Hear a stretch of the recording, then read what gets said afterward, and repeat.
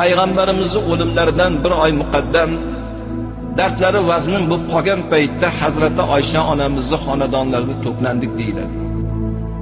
Shunda Janob Rasulullohdan so'radik: "Ya Allohning Rasuli, agar siz dunyodan ketadigan bo'lsangiz, qaysi birimiz yuvamiz? Janozangizni qaysi birimiz o'qiymiz? Bu sharafli vazifani qaysi birimizga topshirasiz?" deb savol qildik. Shunda Janob Rasul akram sallallohu alayhi va sallam javob qildilarki: "Men dunyodan ketadigan bo'lsam, o'zimni ahlimdan bo'lgan odamlar meni yusinlar. Yaman bo'zlaridan kafan qilinglar. Qachon meni yuvib kafanga oladigan bo'lsanglar, o'zimni yolg'iz qoldirib chiqib ketinglar. Birinchi bo'lib menga Jibril alayhissalom, Isrofil alayhissalom, Azroil alayhissalom, Mikoil alayhissalom farishtalar kelib janozamni ado etishadi. Ulardan keyin janozani o'qish navbati sizlarga yetadi. Keyin sizlar meni janozamni o'qiysizlar" deb Janob Rasululloh ta'kid qildilar. Payg'ambarimizni dardlari vazmin bo'lib turgan paytda boshqa bir rivoyatlarda keladiki, o'limlaridan 3 kun muqaddam huzurlariga Jibril alayhissalom kelgan ekanlar. "Ey birodarim Muhammad, sizni hurmatingiz uchun meni Alloh huzuringizga yubordi. Alloh bilib turibdi, ko'rib turibdi. Lekin shundoq bo'lsa ham Habibimni huzuriga borgin. Muhammadni holidan boxabar bo'lgin" dedi. "Xolis qandoq?" dedilar. Janob Rasululloh: "Ey birodarim Jibril, men o'zim bilan o'zim ovora bo'lib qoldim. Holim juda ham vazmin bo'lib qoldi. Dard meni juda ham ezib qo'ydi" dedilar.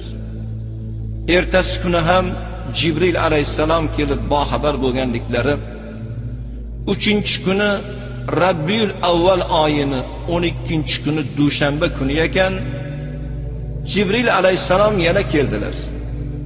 Kelganlarida o'zlari bilan birga hamroh qilib Hazrati Azroil alayhissalomni olib kelgan ekanlar. Payg'ambarimizni huzurlariga kirib: "Ey birodarim Muhammad, men sizni huzuringizga keldim. Bu gal o'zim kelganim yo'q. Yonimda Hazrati Azroil alayhissalomni olib keldim.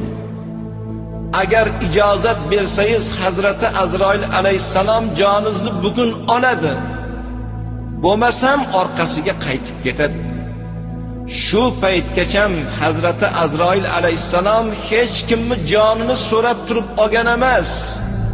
Bundan keyin ham so'ramasdan jonini oladi. Faqat bu imkoniyatni hurmatingiz uchun Alloh sizga berdi deb bashorat bergan ekanlar. Payg'ambarimiz dardga chalinib qolib vazmin bo'lib yotganlarida qiynalib yotgan otalarini ko'rgan Fatima onamizni yig'laganlarini ko'rib: "Ey Fatima, bundan keyin otang qiynalmaydi. Bundan keyin otang bu jabr va jafoni chekmaydi" dedilar. Va Fatima onamizni quloqlariga bir narsani shivirlab qo'yganlarida Fatima onamizning yuzlarida tabassum paydo bo'lgan ekan. Ya'ni men dunyodan ketganimdan keyin meni ahlimdan birinchi bo'lib menga yetishadigan zot sen bo'lasan degan ekanlar. Haqiqatdan ham Janob Rasul akram sallallohu alayhi va sallamning vafotlaridan keyin oradan 6 oy vaqt o'tgandan keyin Hazrati Fatima onamiz ham dunyodan ko'z yumgan ekanlar. Hazrati Azroil alayhissalom payg'ambarimizning huzurlariga chiroyli bir suratda kirgan ekanlar. "Assalomu alaykum ya Muhammad, Allohning habibi. Meni sizni huzuringizga Rabbim yubordi. Habibimni huzuriga chiroyli bir suratda kirgin. Agar ijozat bersa jonini olgin, bo'lmasam orqangga qaytgin" degan Allohning buyrug'i bo'ldi. "Agar ijozat bersangiz, men bugun joningizni olaman. Bo'lmasam orqamga qaytaman" dedilar. Shunda Jibril alayhissalomga qaradilar. Jibril alayhissalom: "Alloh sizga mushtoq birodarim Muhammad" dedilar. Shunda Rasul akram sallallohu alayhi va sallam: "Ey birodarim, ko'kargan daraxt borki, qurimasdan ilojisi yo'q. Nur sochgan quyosh borki, botmasdan ilojisi yo'q. Kamolga yetgan narsa borki, orqaga qaytmasdan ilojisi yo'q. Dunyoga kelgan inson borki, dunyodan ketmasdan ilojisi yo'q. Agar safarim intihosiga yetgan bo'lsa, bu dunyodan ketadigan daqiqalar yaqinlashgan bo'lsa, vazifangizni ado qiling, jonimni oling dedilar. Hazrati Azroil alayhissalom payg'ambarimizni jonlarini olayotgan paytlarda, jon kindikka kelganda jon berisham shunaqalik og'ir bo'ladimi degan ekanlar.